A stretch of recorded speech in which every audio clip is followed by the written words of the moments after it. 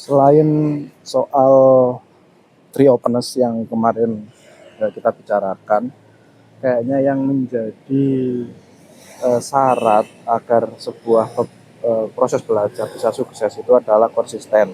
Karena sebenarnya banyak sekali sih riwayat yang mengatakan kalau konsisten itu penting. Bahkan Mbah Mus itu pernah bilang kalau konsisten itu atau istiqomah itu ya jadi satu di antara dua syarat wali. Yang pertama syarat wali itu eh, bolo, bolo Gusti Allah. Yang kedua itu istiqomah. Terus ada yang bilang kalau konsisten itu untuk kekeramatan dan ya karena kayak sepele, kayak simpel, tapi sebenarnya repot dan saya kira konsisten itu jadi poin penting biar sebuah proses belajar itu menjadi berhasil. Karena sebenarnya bisa kita akui, jadi konsisten itu sulit.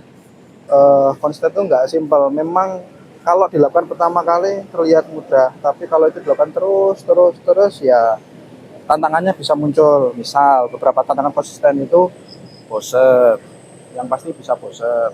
Terus yang selanjutnya kebentur urusan lain. Terus habis itu kita bisa bingung soal mana prioritas kita. Jadi banyak tantangan sebenarnya kita melakukan kegiatan konsisten itu, sehingga ya mungkin bisa jadi stres juga. Jadi tapi ini jadi penting kalau kita mau sukses dalam belajar. Gini, kayak misalnya oke lah, orang main band, orang main bola, pemain band. Itu kan ya harus konsisten berlatih toh, berlatih bola, berlatih bermain band. Pertanyaannya adalah apakah mereka tidak pernah bosan? Ya saya kira mereka pasti pernah melewati proses bosan itu, stuck itu. Meskipun itu kegiatan-kegiatan yang mereka suka, misalnya memang dari awal suka bermain bola dan punya bakat bermain bola. Proses stuck, proses bosen, proses oh kayaknya kok gini-gini aja, itu saya kira akan tetap muncul dan disitulah tantangannya. Kita akan tetap bertahan atau terlena. Kadang-kadang konsisten itu juga bisa jadi terkecoh ketika kita sudah dapat hasilnya sedikit.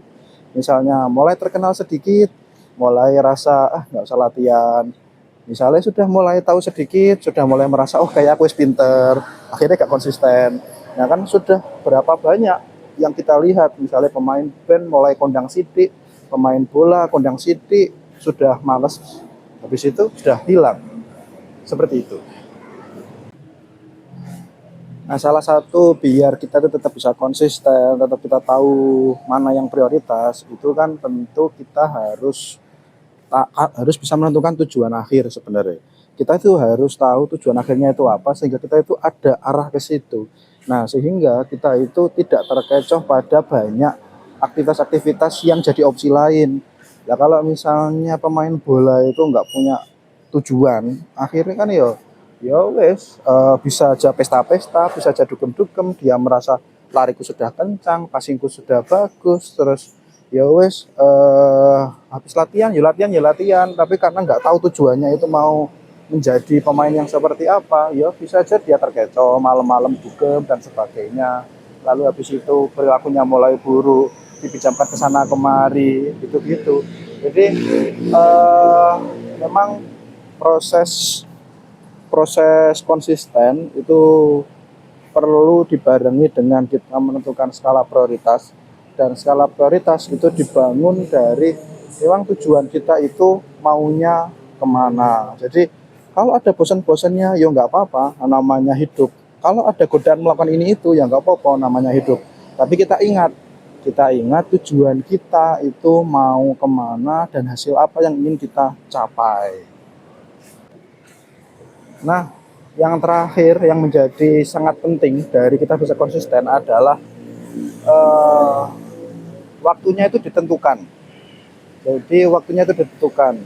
Jadi kita itu cari waktunya, disempatkan melakukan itu bukan sak sempete. Jadi prinsipnya itu disempatkan bukan sak sempete. Kayak olahraga itu. Jadi oke, saya mau olahraga setiap hari apa, ini misalnya hari Rabu, terus habis asar gitu.